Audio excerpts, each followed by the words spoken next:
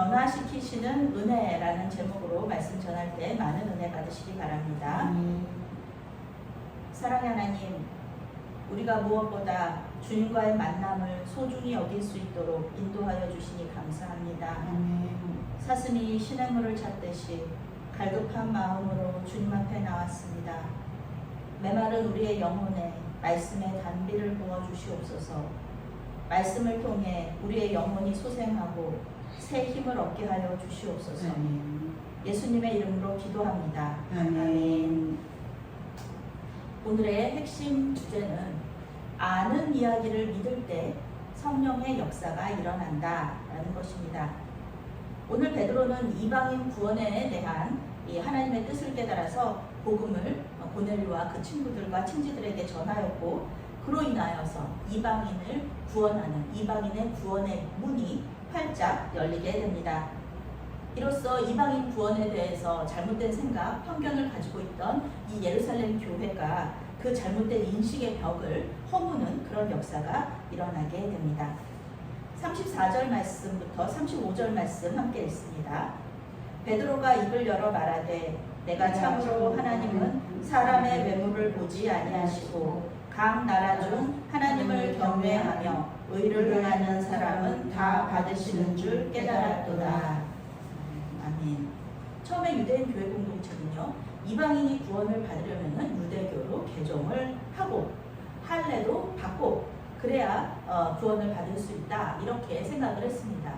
이게 뭐 유대교인들이 말하는 게 아니라 기독교인들이 말하는 거였어요. 그런데 오늘 베드로의 복음을 듣고 성령을 받은 이 고넬료의 모습을 통해서 그 생각이 잘못되었다는 것을 이제 깨닫게 되는 겁니다. 이제 교회 공동체는 구약시대로부터 하나님께서 계획하셨던 이방인과 유대인이 함께 세워져가는 신앙 공동체로 거듭나게 됩니다. 베드로는 고넬료를 통해 하나님께서 자신에게 보여주신 환상을 드디어 깨달았습니다. 그것은 하나님께서 외모를 보지 않으시고 하나님을 경외하는 사람, 의를 행하는 사람은 하나님께서 다 받아주신다, 이런 의미였습니다. 보자기 그릇에 들어있던 아주 부정한 짐승들이 있었잖아요. 받아 먹으라 했던 그 부정한 짐승들이 이제 음식을 말하는 것이 아니라 이방인 그 사람들을 말하는 거였다는 것을 이제 깨닫게 되는 것입니다.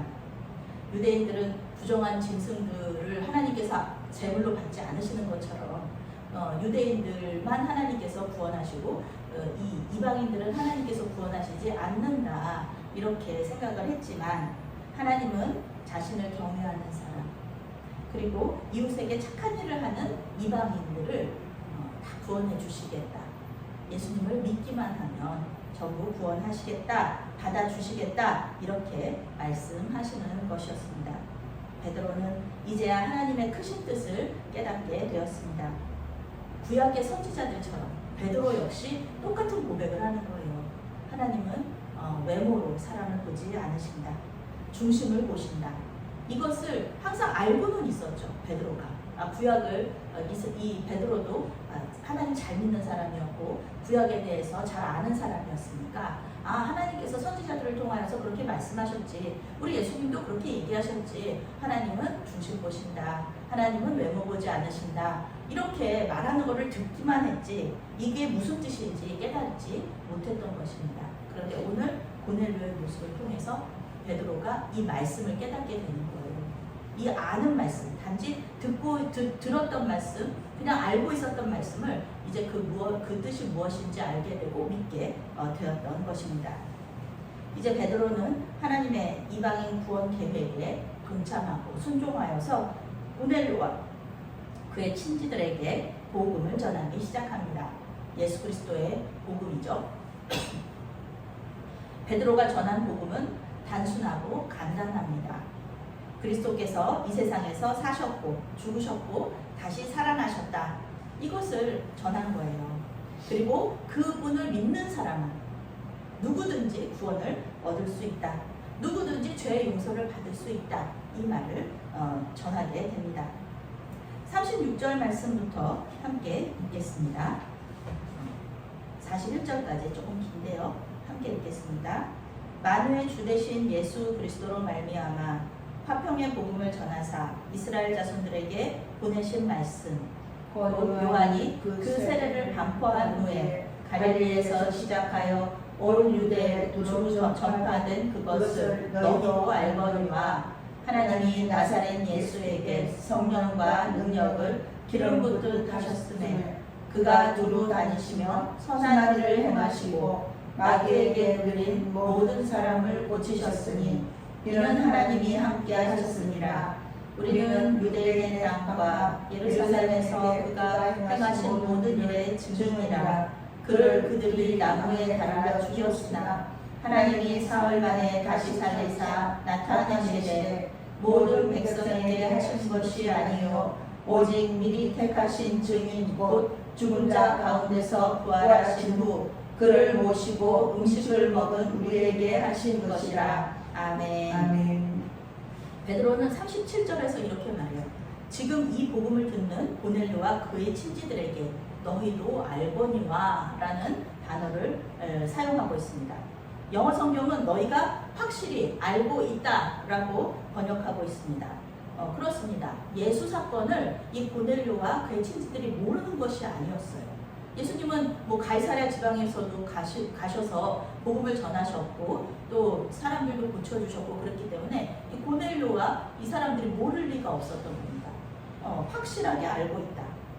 예수 사건은 고넬료와 그의 친지들이 확실하게 알고 있었던 그런 이야기였습니다. 그러나 아는 것과 믿는 것은 다르죠. 알고는 있었지만 믿지는 않고 있었습니다.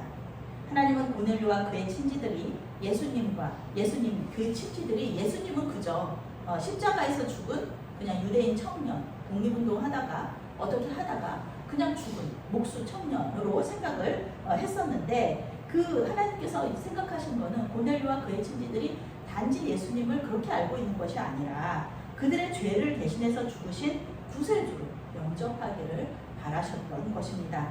그래서 베드로와 고넬료의 만남을 계획하시는 거죠. 그리고 이루신 것입니다. 베드로는 고넬료와 그의 친지들에게 자신이 만난 예수님을 소개해요. 다른 사람이 만난 거 아니고 자기가 그냥 전에 들었던 거 아니고 자신이 만났던 예수님을 소개합니다. 그리고 자신이 하나님의 택하신 그 사람, 예수님의 제자라는 것을 소개하고 있어요. 42절 말씀부터 함께 읽습니다. 우리에게 명하사 43절까지 읽습니다. 우리에게 명하사 백성에게 전도하되 하나님이 살아있는 자와 죽은 자의 재판장으로 정하신 자가 곧 이 사람인 것을 증언하게 하셨고 그에 대하여 모든 선지자도 증언하되 그를 믿는 사람들이 다 그의 이름을 힘입어 죄사함을 받는다 하였느니라. 아멘. 하나님께서는 자기가 택한 그 증인을 통해서 예수 그리스도의 복음을 전하기를 원하셨습니다. 선택된 사람들이에요. 이 증인들은요.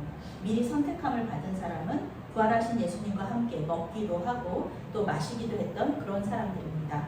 예수님이 공생애를 시작하셨을 때부터 부활하시고 나서 승천하실 때까지 이 사람들이 증인이에요. 누구보다도 예수님의 부활에 대해서 아주 잘 알고 있는 사람들입니다. 예수님과 함께 먹고 마셨다. 이거는 뭐 단순히 예수님과 먹고 마셨다 그런 뜻이 아닙니다. 단순히 교제했다는 뜻이 아니고요. 예수님께서 다시 사셨다는 것, 부활하신 예수님을 보았다는 그 증인이 바로 나다라는 뜻입니다. 당시에 다시 사신 예수님을 유령이라고 생각하는 사람들이 많았어요.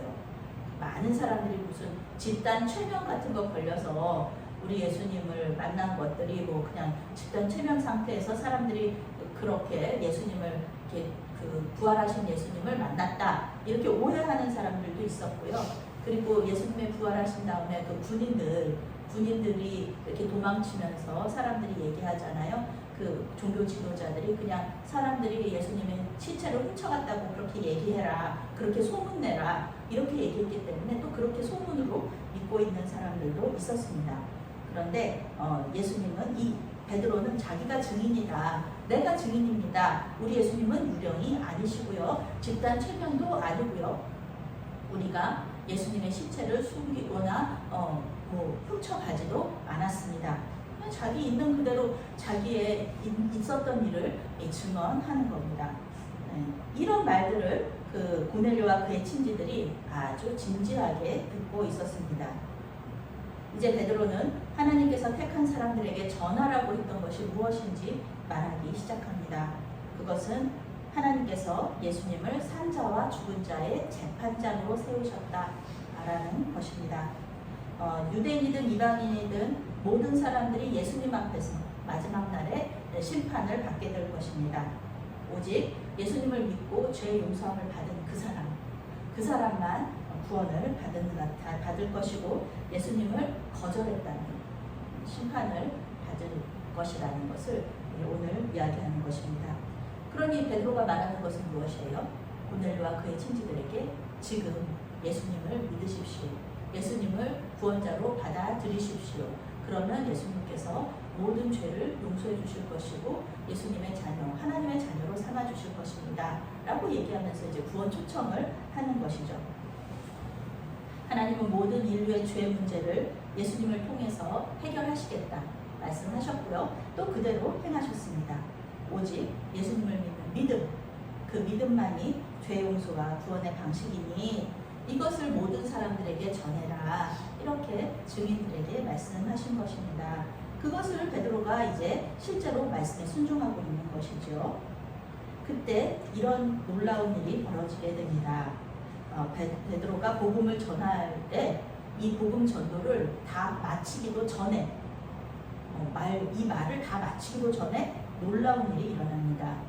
성령께서 이 유대인들이 생각하기에 부정하다는 이 이방인들 위에 성령께서 내려오신 것을 이 모든 사람들이, 그곳에 있는 많은 사람들이 목도를 하게 되는 것입니다.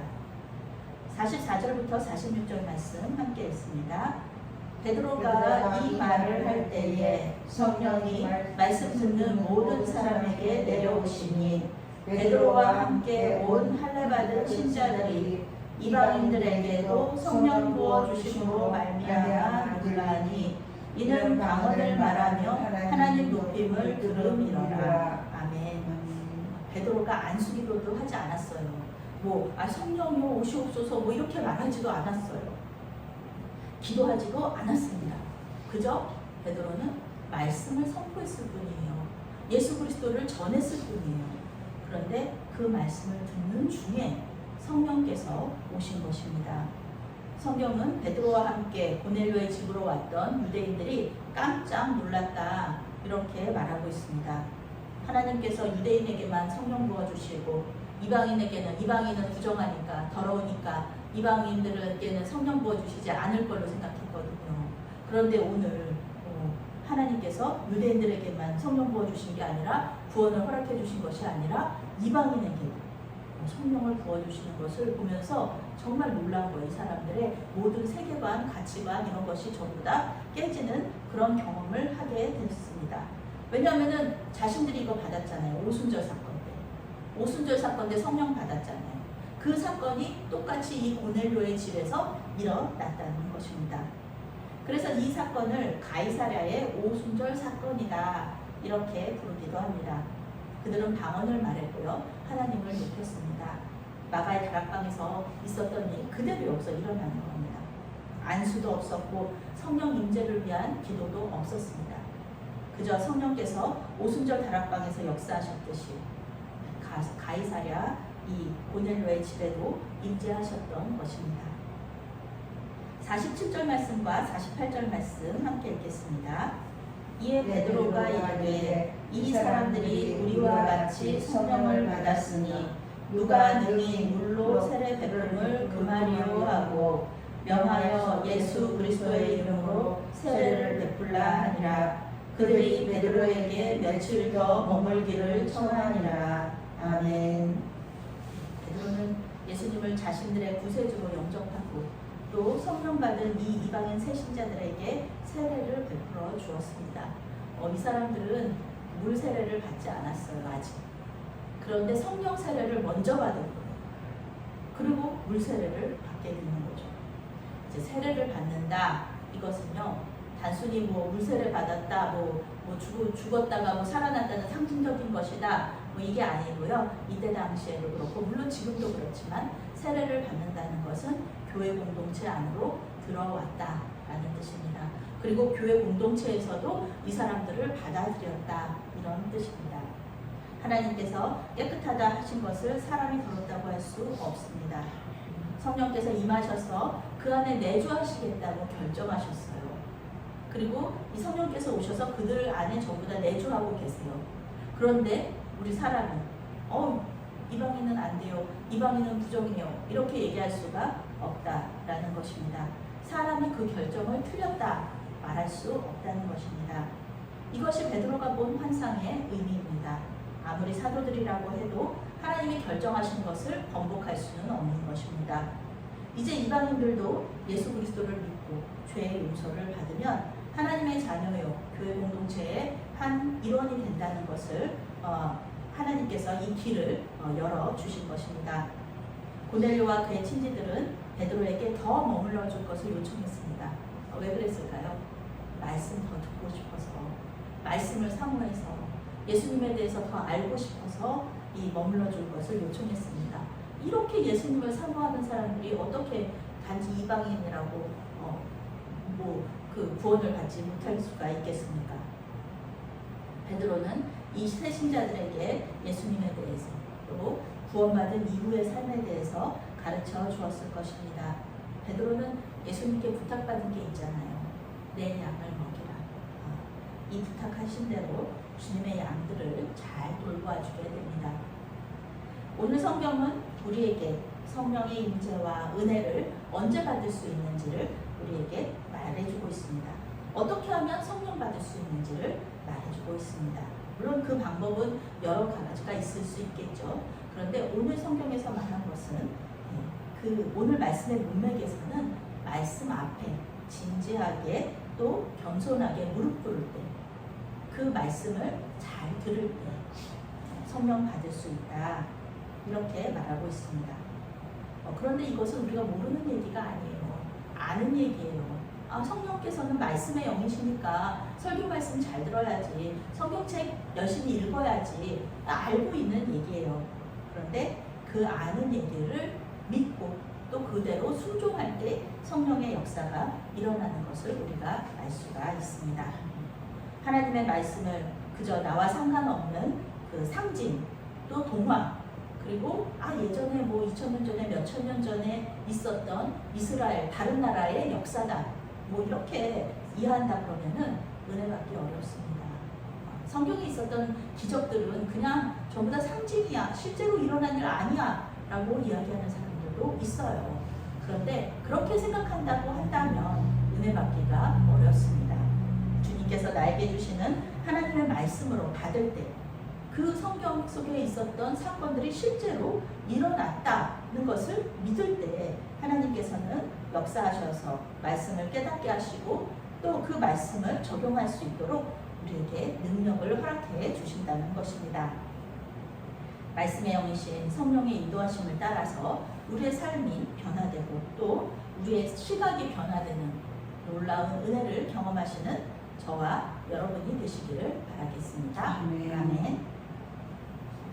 사랑의 하나님, 오늘 말씀을 통해 예수 그리스도의 복음을 듣고 은혜를 받게 하시니 감사합니다.